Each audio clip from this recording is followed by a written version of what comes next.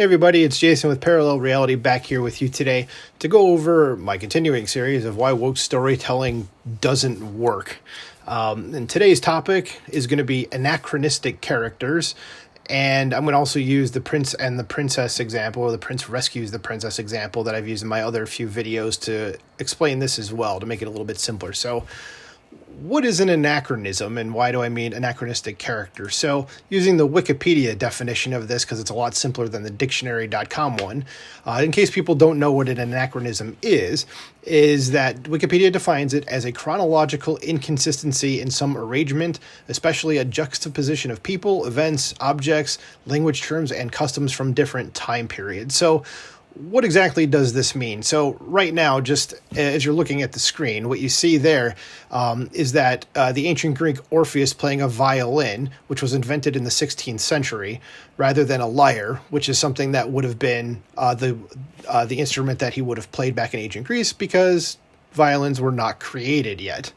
So it's something like that. And you can, to make it even simpler, it'd be like you watching Mad Men, and you see like Don Draper wearing a watch. By the way, people that don't know, Mad Men took place in like the 1960s, but it'd be like Don Draper wearing a Mickey Mouse watch from like the 1980s, or not even a Mickey Mouse watch, just a watch from the 1980s.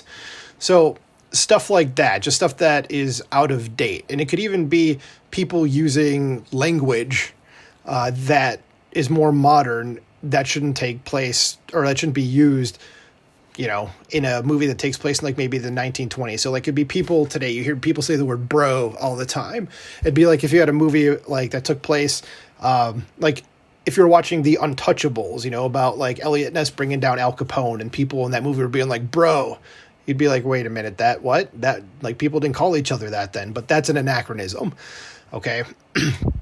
So when I say anachronistic characters, what that basically means is characters bringing up talking points from the, like, around this time, like this woke period of time, in a story that takes place decades ago. For example, stuff like that. So people talking about stuff back in, like, a story that takes place in the 1980s, talking about, how the police are bad because it was set up to uphold systems of white supremacy, which is not true. But stuff like that, you'd be like, nobody said that in the 1980s, So you have characters that essentially are bringing up stuff about modern times and something that doesn't take place in the modern times.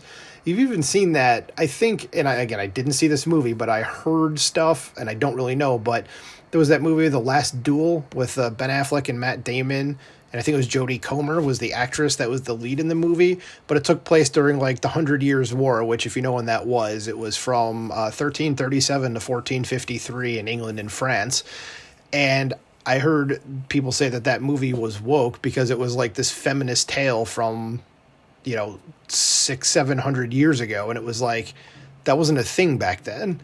So it's very hard when you're trying to immerse yourself into a property that takes place in some different time, and people are bringing up things that are going on right now today that we're all living through. You would just that would just take you out of the story, wouldn't it? You're not thinking, oh yeah, that character, would totally think that. Like if you have a story about like the Roman Empire, you're not going to be talking about like some woman that's like, we're going to stand up for women's rights and everything, because the Romans would be like, shut up and sit down, and probably kill the person, that woman. That just wouldn't be a thing that happens. It would be totally out of place. You'd be watching the show. You'd be watching like the show Rome and be like, who is this woman? And like, who is she? Like, why is this person there? So using my prince and the princess example, even though I've given a bunch of examples already, because I'm using this in all my other videos for this particular subject as well, it would essentially be like, you have a hero or a prince rescuing the princess. This story trope would more likely be something that takes place, back in like the medieval period of time. But it would be something where like the hero gets to the princess like halfway through the movie, and he's like, "Milady, I'm here to save you," and she's like, well, I don't need no man. What are you doing here? I can do this myself. I was just waiting for someone to open the door. Men, stuff like that. And wouldn't that just totally take you out of the movie? And then using my other talking points that I brought up, like she'd basically go on to beat the villain herself, and the hero is just kind of like, what? Just like, excuse me, huh? Wait, huh? Sort of thing. And, he just looks like a total butt instead of using the donkey word.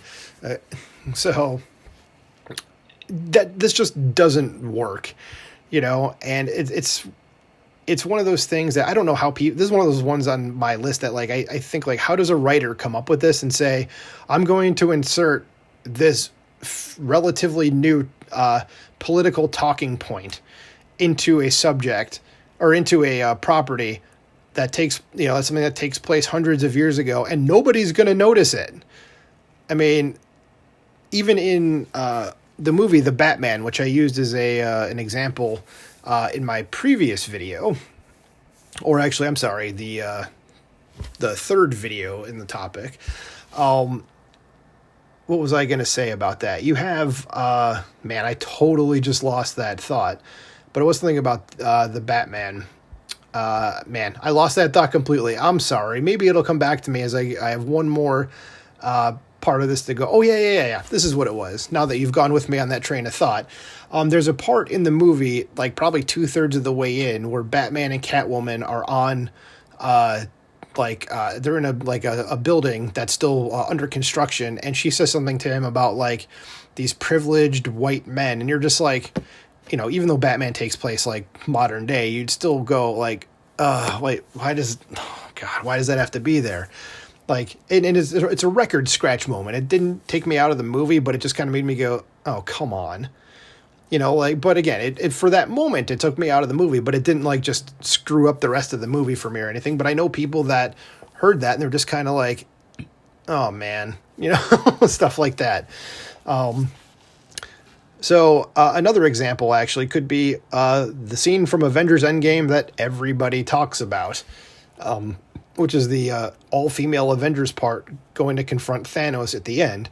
And even a very liberal friend of mine brought that up as like a major record scratch moment for him in the movie, where he was like, that just didn't make sense. And it was like, well, look at the things that are going on today. Of course it made sense to the people writing the movie. Meanwhile, Joe Q, public average viewer watching this movie is going, that doesn't make any sense at all. So again, woke storytelling doesn't work because it strays from the fundamental aspects of a story. You have people doing modern day things in a setting that they would very obviously not be doing modern day things. So that's the video for today. Like, share, subscribe. Talk to you later.